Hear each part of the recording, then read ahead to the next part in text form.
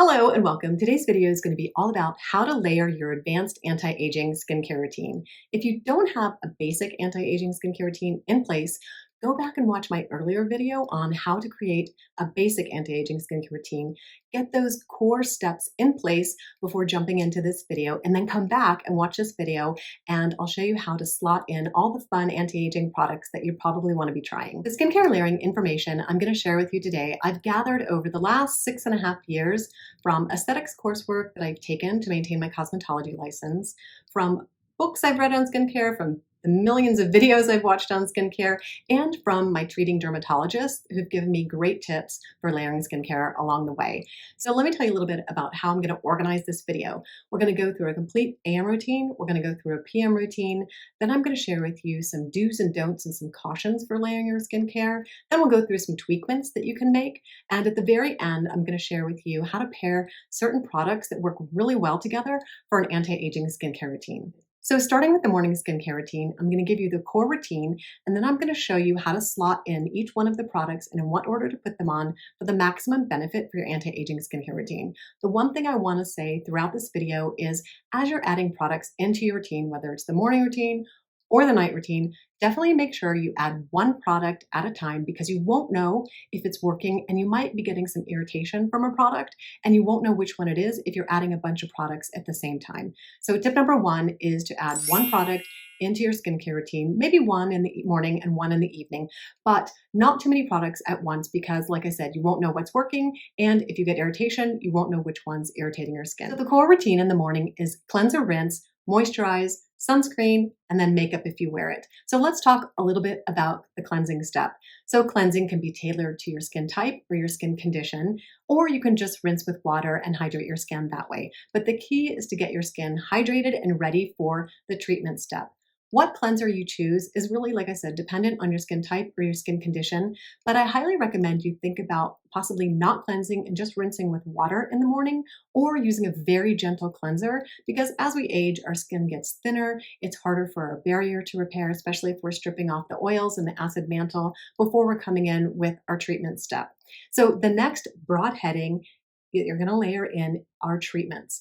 Under treatments, there are going to be some subheadings, but think about cleanse, treatment, and then how you're going to treat your skin is going to be based on what problem you want to attack. How you're going to choose the next product is going to be based on whether you're tackling hyperpigmentation, hydration, exfoliating, want to slough off some of those dead skin cells. Do you want to build collagen and elastin? So what are your core concerns? When you're thinking about your treatment step, that's what you want to think about.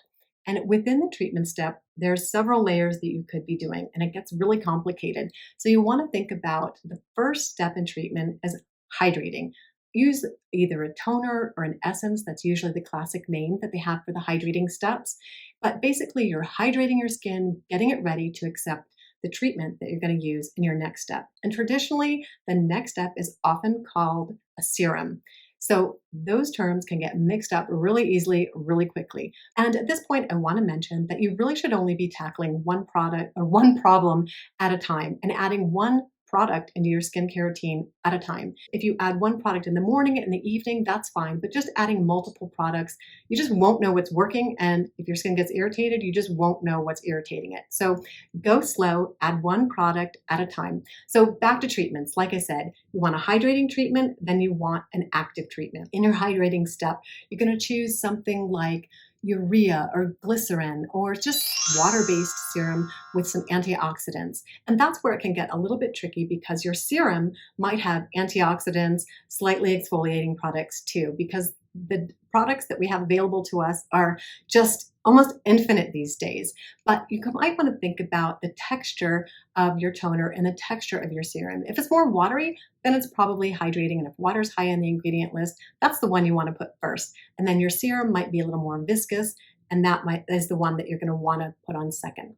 So your serum is usually something that's targeted, either an exfoliating serum or one that's tackling hyperpigmentation. There are even serums with retinoids that you can wear during the day. That's vitamin A derivative if you're thinking about collagen and elastin production and skin cell turnover. So the treatment serum can be a myriad of things as well, but usually it's a little bit thicker than your hydrating treatment step.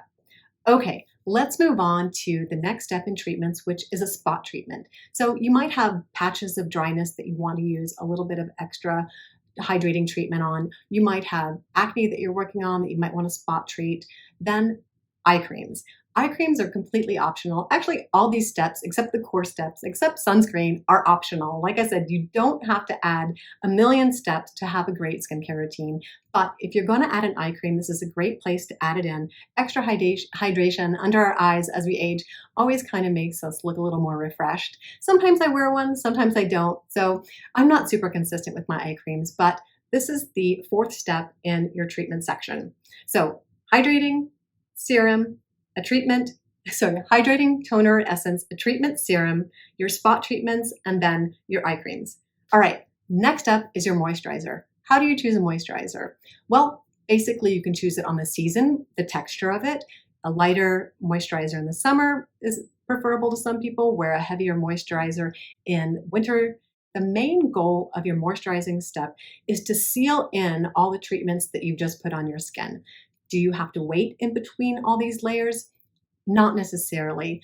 But if you do wait, it'll have a bit better of absorption. And if you do rapid fire, you'll know that it's a little bit more diluted. You might not be getting quite the effect that you want. But your moisturizing step is there to lock it all in. It has more occlusives and it will just lock in all the treatments that you've just done. Then comes SPF. You don't necessarily have to wait between your moisturizing step and your SPF step, but once you put your SPF on, you do have to wait a little bit for it to create that film. It's designed to create a film to protect from UV damage throughout the day. So definitely you're thinking in the morning protection. You're doing all these antioxidant steps and hydrating steps and sunscreen steps to protect your skin throughout the day. So give it a little bit of time after you put on your SPF to really create that layer to protect you from UV damage, so you're not undoing all the great treatments that you've just put on. And the last step is makeup, if you wear makeup. Okay, so that wraps up a really intense morning skincare routine. So now we're going to go into how you layer your evening routine for the best anti-aging benefits, how to slot in all those products for anti-aging that you've been wanting to try, and what's the best order to put them in. But the core routine for your evening skincare is a double cleanse, a treatment, and then moisturizer. That's really all you need for a really good anti-aging skincare routine. But let's go through how you do the basic routine and how you can slot in all the different types of products that you might be seeing out there. All right, so double cleansing. I did a video on double cleansing. It's on the older side, but it really shows how important double cleansing is. Let me explain. The first step in a double cleanse is going to be an oil, a balm, or a micellar water. The reason you do this is to break up the sunscreen, the makeup, and the dirt and grime that has accumulated on your face throughout the day. Get that rinsed off and then come in with a more water-based cleanser to wash all that gunk off and get ready for your treatment step. The treatment step is the broad heading in the evening skincare routine, just like it was in the morning routine. It can start with a hydrating toner, essence, then come in with a serum that has more of the treatment, either exfoliating, hyperpigmentation, antioxidant treatment. It really doesn't matter, like I said, to choose the problem that you're tackling and slip that in to the serum treatment step. And usually, like I said, the first toner essence is more water-based and the second serum is a little bit more viscous. And you might be adding in a couple different serums, a couple different single ingredient antioxidants. It's completely up to you, but use the water-based formula first and then the more viscous formula second. This is where you can also pop in a spot treatment if you're dealing with acne breakouts or spots of really dry skin. Then your eye creams, if you choose to use an eye cream, this would be a great place to put that in. And then comes moisturizer and retinoids. If you're into anti-aging skincare and you want an advanced skincare routine, you're going to want to add in a vitamin A derivative. It helps with cell turnover, building elastin, building collagen, smoothing out fine lines. And there's so many different retinoids out there. That's kind of a completely different video, which I will do coming this fall. I'm going to be doing an updated video on retinoids. Moisturizer and retinoids, these steps can be 3 and 4 or 4 and 3. So let me explain. If you're starting and you're new to a retinoid, and especially if it's a prescription formula, and even some of the over-the-counter ones can be slightly irritating if you're just putting them into your skincare routine and if you haven't used one before. So find one that's suited for you. Go low and go slow. That's the key with retinoids. But these two steps can be flip-flopped. You might put a little bit of a moisturizer on first to buffer that retinoid so it's not so irritating. Or if you're more advanced and you know the retinoid that you've chosen isn't irritating your skin, you might put that on first to get the maximum benefit and not dilute it, and then put your moisturizer on. And at the very end, you can put on an oil. I love an oil in my winter skincare routine as the very last step. I get super dehydrated and dry and flaky in the winter, and that kind of seals the deal. And again, the moisturizing step is to lock in all the treatments that if you've done. You can also sandwich a moisturizer, a retinoid, and then a little bit more moisturizer, and then your oil product. So that's how you would layer an PM skincare routine for really great anti-aging benefits. Next up are the do's and don'ts and cautions of skincare layering. So the first do is if you're on a prescription treatment, do what your treating physician tells you to do. Scrap this video, you do what they tell you to do.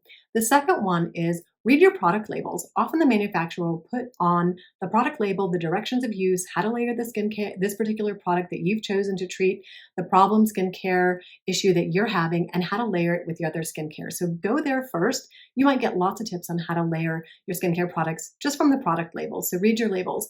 The one that is a real call out to me is the Ordinary's copper peptides. It tells you right on there not to use that with vitamin C, I believe, retinoids, active acids. They have a lot of cautions with that product. So read your product labels.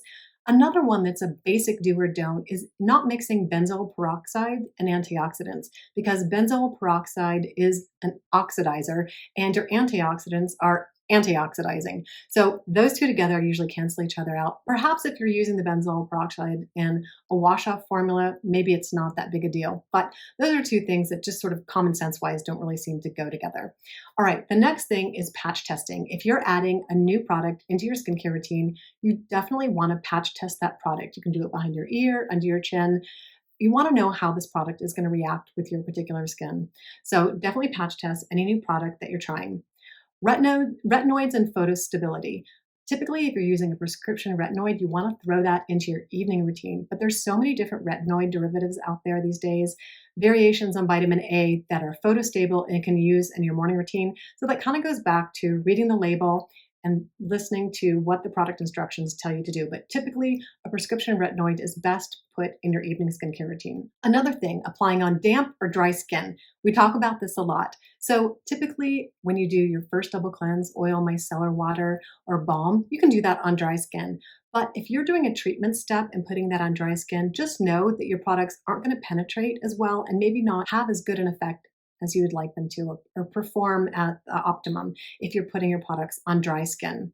Okay, exfoliating prior to doing other steps in your skincare routine. If you exfoliate, either chemical or physical, I strongly recommend a gentle chemical exfoliant. But if you exfoliate prior to putting on another product, just know that that product will probably penetrate deeper and be a little bit more intense and possibly cause irritation if you're using multiple exfoliants.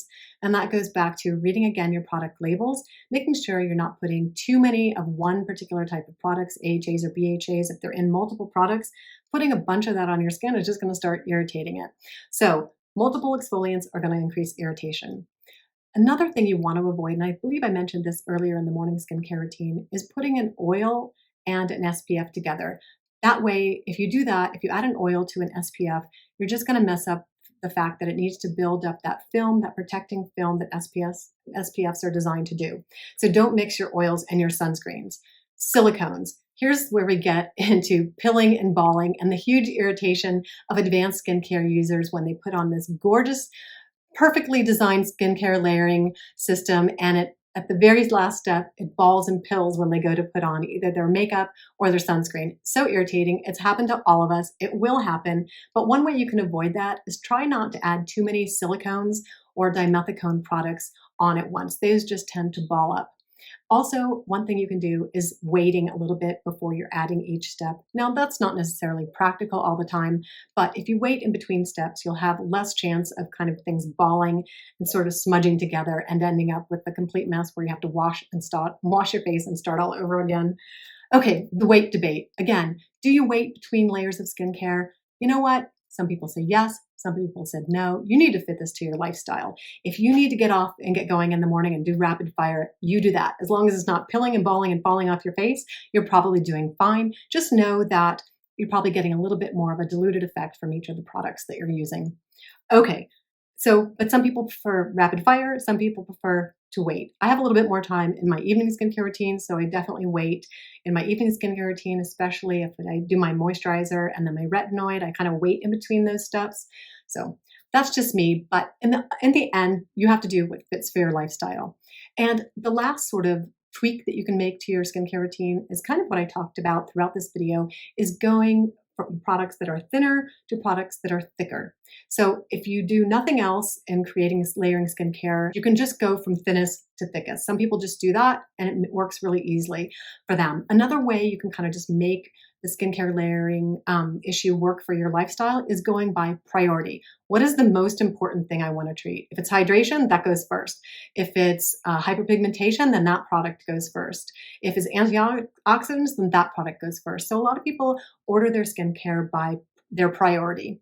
And last but not least, just use your common sense when you're layering your skincare. So if you've made it this far in the video, congratulations. This is the bonus section on ingredients that pair really well together. I'm going to start off with something that you can use for acne breakouts. Usually a salicylic acid product with a sulfur product work really well for helping to clear acne. You could use like a gentle CeraVe cleanser and then use a spot sulfur treatment.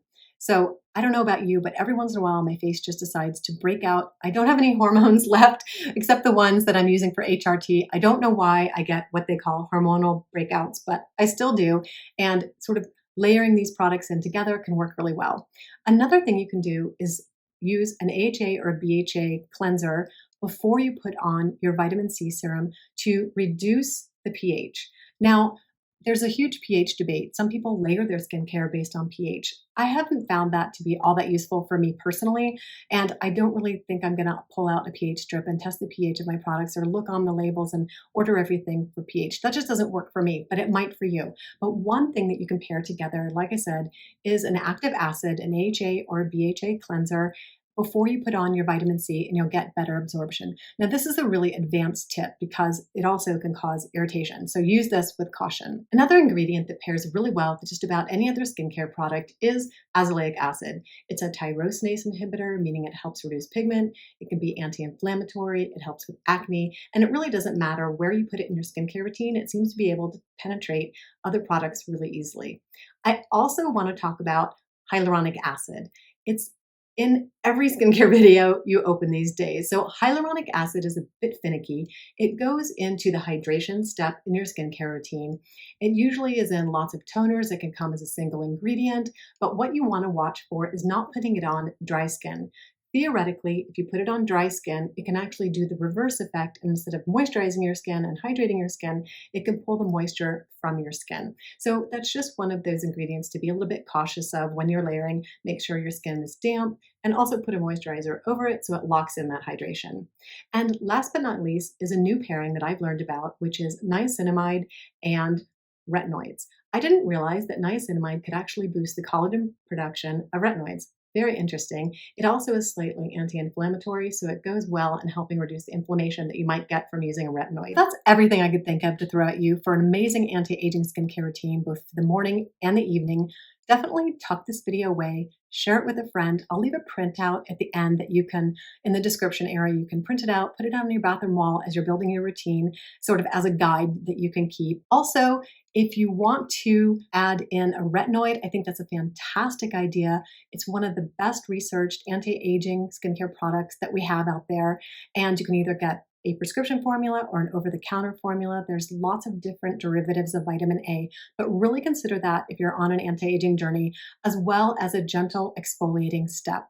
So I hope you've enjoyed today's video. And if you've gotten some benefit out of this video, I would really appreciate you subscribing to my channel, clicking that notification bell for my next video that's coming up, and also giving this a like. Pass it on to a friend too who might benefit from this video. Thanks again for joining me. And also, if you want to hear more about the videos that I'm doing, I'll put a playlist at the end for more anti-aging skincare benefits. Take good care, everybody, and have a skintastic day.